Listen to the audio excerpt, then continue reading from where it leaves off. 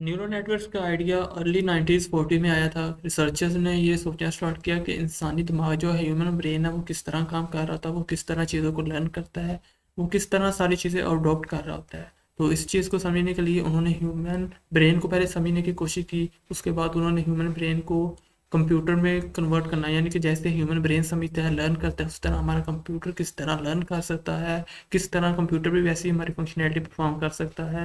उन्होंने ये चीज़ जो है करने की कोशिश की, तो इसको हम न्यूरल नेटवर्क्स कहते हैं। तो सबसे पहले हम न्यूरल नेटवर्क्स को देखते हैं कि ह्यूमन ब्रेन में किस तरह सारी फंक्शनैलिटी काम कर रही होती है। उसके बाद हम इसी न्यूरल नेटवर्क, इसी बायोलॉजिकल न्यूरॉन्स को मद्देनज़र रखते हुए हम आर्टिफिशियल न्यूरल नेटवर्क को देखेंगे कि किस तरह हम अपने आर्टिफिशियल न्यूरॉन्स को कैसे बना सकते हैं। तो जो इंसानी दिमाग है, जो ह्यूमन ब्रेन है, वो मिलियंस की तादाद में न्यूरॉन्स से मिलकर बना होता है। उसमें ये न्यूरॉन्स होते हैं। तो यही न्यूरॉन्स जो होते हैं वो एक दूसरे के साथ कनेक्ट होते हैं। किसी ना किसी तरह वो एक दूसरे से इंफॉर्मेशन शेयर कर रहे होते हैं। वो अपनी इंफॉर्मेशन जो है वो इलेक्ट्रिकल सिग्नल्स के थ्रू एक दूसरे के साथ, दूसरे न्यूरॉन्स के साथ शेयर कर रहे होते हैं। तो इनमें जो इंफॉर्मेशन होती है वो इनपुट से आउटपुट की तरफ, यानी जो एक न्यूरॉन है वो इंफॉर्मेशन सेंड कर रहा है, वो इनपुट होगी। जो दूसरा न्यूरॉन जहाँ पे इंफॉर्मेशन पहुँच रही है वो उसकी उसके लिए उसकी वो आउटपुट होगी। तो वो सिग्नल्स की, इलेक्ट्रिकल सिग्नल्स की फॉर्म में उसमें इंफॉर्मेशन जारी होती है। तो ये इन्फॉर्मेशन जो होती है, इसके सेंटर में एक थ्रेशोल्ड सेट होता है। थ्रेशोल्ड मीन कि कोई यहाँ पे स्टैंडर्ड सेट है कि अगर ये इन्फॉर्मेशन काम की है तभी इसने आगे सेंड होना है, अदरवाइज वो इन्फॉर्मेशन आगे सेंड नहीं होगी। तो ये जो काम की इन्फॉर्मेशन होगी वही जो है एक न्यूरॉन से दूसरे न्यूरॉन में सेंड होगी। तो इसी को यहाँ पे हम कह रहे हैं कि हमारा न्यूरॉन तभी एक्टिवेट होगा जब कोई एक वैल्यू, कोई एक इन्फॉर्मेशन दूसरे न्यूरॉन, दूसरी इन्फॉर्मेशन में जाएगी। उसके बाद इसी चीज़ को हम जो है आर्टिफिशियल न्यूरल नेटवर्क में देखते हैं कि हम इस चीज़ को किस तरह कॉपी कर सकते हैं अपने आर्टिफिशियल न्यूरल नेटवर्क को, अपने उसी जो हमारे पास बायोलॉजिकल न्यूरॉन्स हैं उनको मद्देनज़र रखते हुए। तो जो हमारे पास मैथमेटिकल मॉडल्स, यानी कि हम जब ये अपने आर्टिफिशियल न्यूरल बनाएंगे तो उसमें हम जो है मैथमेटिकल मॉडल्स बनाएंगे, जिसमें हम जो है उस बायोलॉजिकल न्यूरल नेटवर्क्स को मद्देनज़र रखेंगे और उन्हीं सारी चीज़ों को हम मैथमेटिकल जो है मॉडल बना के ट्रेड करेंगे। उस तरह की फंक्शनैलिटी हम जो है वो गेन करेंगे मैथमेटिक्स को यूज़ करके। तो बिल्कुल इसी में जो हमारे पास आर्टिफिशियल न्यूरल नेटवर्क होगा, इसमें भी हमारी जो होगी, हम मैथमेटिकल मॉडल को यूज़ करेंगे, कोई सेंटर में इक्वेशन वगैरह बनाएंगे और उसमें हमारे पास जो इनपुट्स होंगी तो और हम इनपुट्स देंगे उसे, और आउटपुट हमारा जो रिजल्ट होगा वो हमारे पास आएगा बिल्कुल सेम उसी तरह जैसे हमारे पास न्यूरल नेटवर्क, पहला न्यूरॉन दूसरे न्यूरॉन में अपनी इन्फॉर्मेशन सेंड कर रहा था। ये यहाँ पे भी वही सारा कुछ हो रहा है। और सेंटर में हमारे पास जो है पैरामीटर सेट होंगे। एक तो हमारी होंगे इन्फॉर्मेशन, यानी हमारी इनपुट होगी, इनपुट से आउटपुट हमारा जाएगा, और हमारे जो वहाँ पे पैरामीटर सेट होंगे।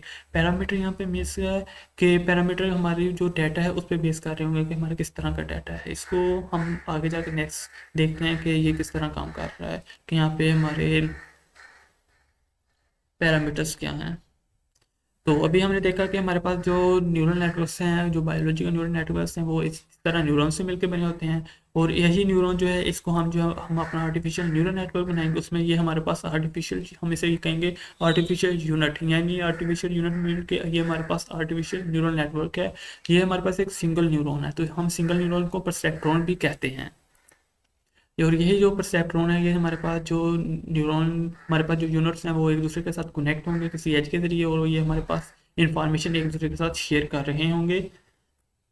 और यहाँ पे अभी हम समझते हैं कि जहाँ वहाँ पे मैंने बताया था कि पैरामीटर क्या होते हैं। यहाँ पे हमारे पास पैरामीटर, यानी हमारे पास इनपुट हमारी वैल्यू है x1 और x2 हमारे पास इनपुट वैल्यू है।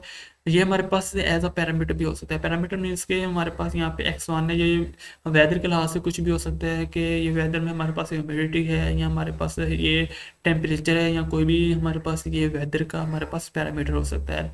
सेंटर में हमारे पास हमारा आर्टिफिशियल न्यूरल नेटवर्क होगा, और ये हमें प्रेडिक्ट करके देगा कि हाँ बारिश होगी या नहीं होगी। तो ये हमारे पास एक सिंपल सी एक छोटी सी एग्जांपल है कि हमारा न्यूरल नेटवर्क किस तरह काम कर रहा होता है।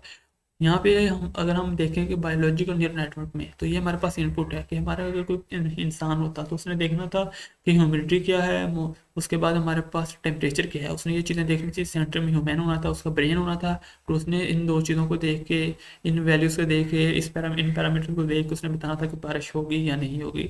तो यही काम जो है हम आर्टिफिशियली कर रहे हैं, हम अपने आर्टिफिशियल न्यूरल नेटवर्क को यूज़ करके कर रहे हैं, न्यूरल नेटवर्क को यूज़ करके कर रहे हैं कि हमारे पास ये पैरामीटर है, हमारी इनपुट है, ह्यूमिडिटी है हमारे पास, यहाँ टेम्परेचर है, और इन चीज़ों को हम लेंगे सेंटर में, हमारे पास हमारा मैथमेटिकल मॉडल होगा जो ये यहाँ पे देखेगा कि बारिश होगी या नहीं होगी।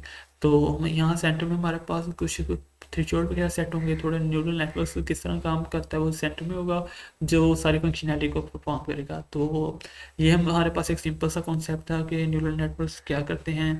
उम्मीद करता हूँ आपको न्यूरल नेटवर्क की समझ आ गई होगी।